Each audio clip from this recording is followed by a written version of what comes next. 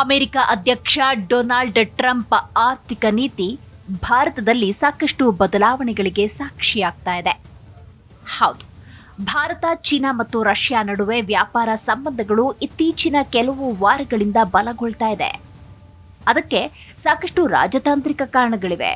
ಇನ್ನೊಂದು ಕಡೆ ಭಾರತ ಮತ್ತು ಅಮೆರಿಕ ನಡುವೆ ಸಂಬಂಧಗಳು ದಿನದಿಂದ ದಿನಕ್ಕೆ ಹದಗೆಡ್ತಾ ಇದೆ.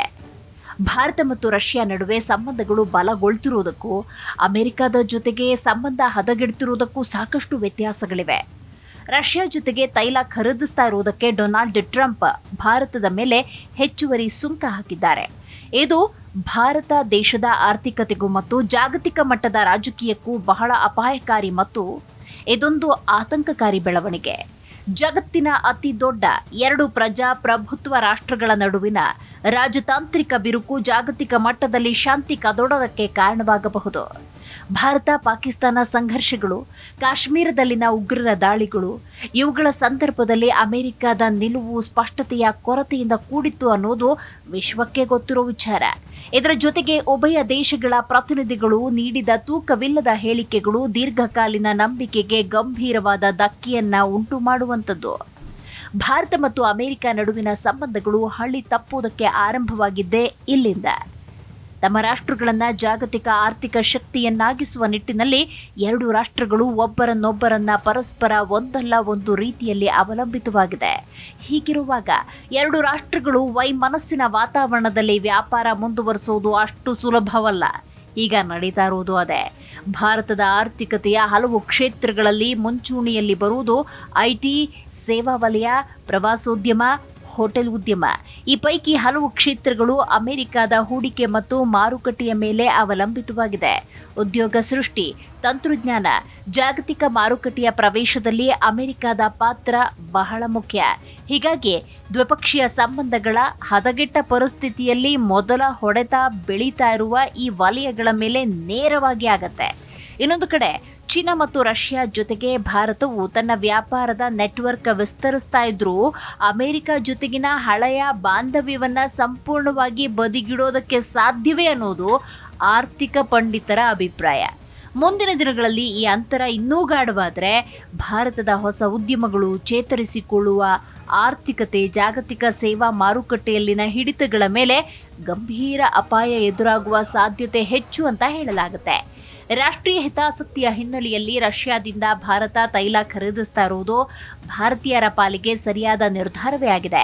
ಆದರೆ ವಿಶ್ವದ ದೊಡ್ಡಣ್ಣನ ಜೊತೆಗಿನ ಸಂಬಂಧ ಹಾಳಾದರೆ ಪ್ರತ್ಯಕ್ಷವಾಗಿ ಮತ್ತು ಪರೋಕ್ಷವಾಗಿ ಎದುರಾಗುವ ತೊಂದರೆಗಳನ್ನು ತುರ್ತಾಗಿ ಅಧ್ಯಯನ ನಡೆಸಲೇಬೇಕಾದ ಅನಿವಾರ್ಯತೆ ಇದೆ. ಹಲವಾರು ಬಾರಿ ರಿಸೆಷನ್ಗಳಿಂದಾದ ಹೊಡೆತ, ಜಾಗತಿಕ ಮಟ್ಟದಲ್ಲಿ ಹಲವು ದೇಶಗಳ ಯುದ್ಧದ ಉನ್ಮಾದದ ನಡುವೆಯೂ ಭಾರತೀಯ ಉದ್ಯಮಗಳು ಸಂಕಷ್ಟದಿಂದ ಬದುಕುಳಿಯಲು ಹೋರಾಡ್ತಾ ಇವೆ.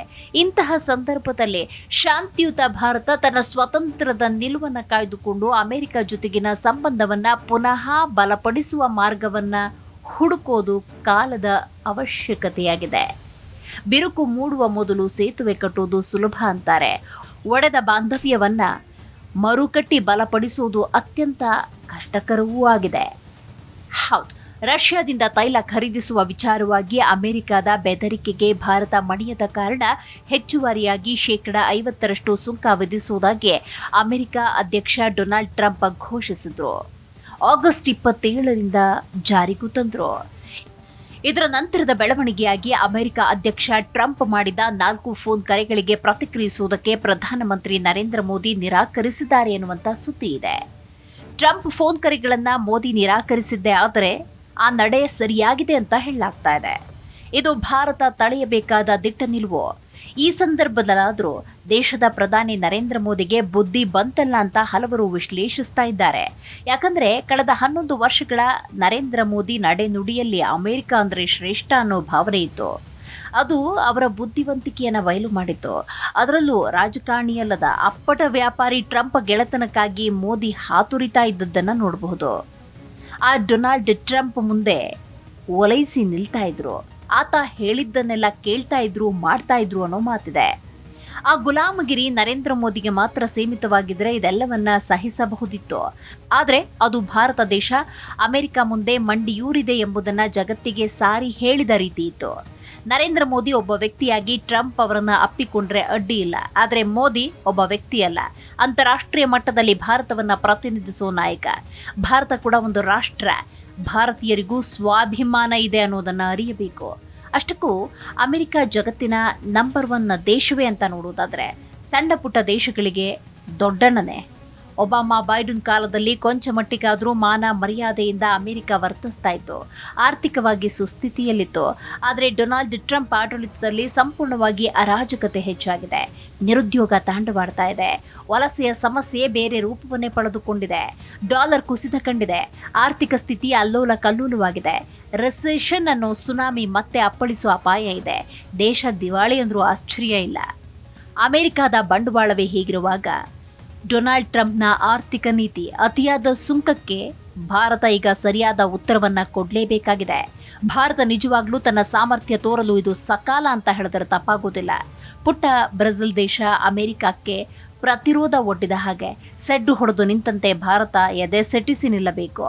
ನೆರೆಹೊರೆಯ ದೇಶಗಳೊಂದಿಗೆ ಸ್ನೇಹ ಸೌಹಾರ್ದತೆಯಿಂದ ವರ್ತಿಸಬೇಕು. ಇದನ್ನೇ ತನ್ನ ಬಲವೆಂದು ನಂಬಬೇಕು. ಇದೆಲ್ಲದರ ಜೊತೆಗೆ ಪಕ್ಕದ ಚೀನಾ ಭಾರತದಂತೆಯೇ ಅತಿಯಾದ ಜನಸಂಖ್ಯೆ ಹೊಂದಿದ್ರು ಆ ದೇಶದ ರಾಜಕೀಯ ನೇತಾರರು ಆ ಜನಸಂಖ್ಯೆಯನ್ನ ಮಾನವ ಶಕ್ತಿಯನ್ನಾಗಿ ಪರಿವರ್ತಿಸಿಕೊಂಡು ಬೆಳೆದ ಬಗೆಯನ್ನ ಬಗೆದು ನೋಡಬೇಕಾಗಿದೆ. ಭಾರತ ವಿಜ್ಞಾನ ತಂತ್ರಜ್ಞಾನ ಕ್ಷೇತ್ರದಲ್ಲಿ ಮುಂಚೂಣಿಯಲ್ಲಿರುವುದನ್ನ, ಅಪಾರ ಪರಿಶ್ರಮದಿಂದ ಪುಟಿದೆಂದು ನಿಂತಿದ್ದನ್ನ, ಅದರ ಅಭಿವೃದ್ಧಿಯನ್ನ ಮುಕ್ತ ಮನಸ್ಸಿನಿಂದ ಸ್ವೀಕರಿಸಬೇಕಾಗಿದೆ. ಅಧ್ಯಯನಕ್ಕೆ ಒಳಪಡಿಸಿ ಅಳವಡಿಸಿಕೊಳ್ಳಬೇಕಾಗಿದೆ. ಪ್ರಧಾನಿ ನರೇಂದ್ರ ಮೋದಿ ಸೆಪ್ಟೆಂಬರ್ 17ರಂದು 75 ವರ್ಷ ಪೂರ್ಣಗೊಳಿಸುತ್ತಾರೆ.